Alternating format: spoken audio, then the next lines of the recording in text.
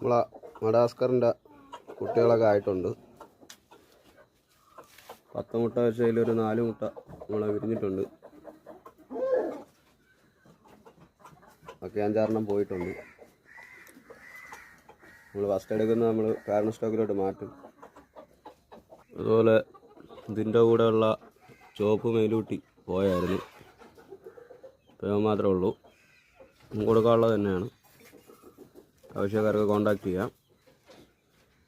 അസീലിൻ്റെ വിത്ത് കാലനമാണ്.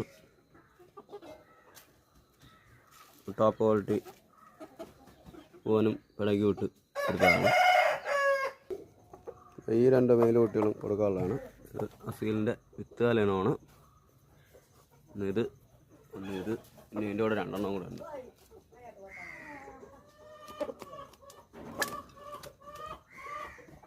ഇത് കൊടുക്കാനുള്ള എല്ലാ പാരന്റ് സ്റ്റോക്കിലോട്ട് മാറ്റിയതാണ്.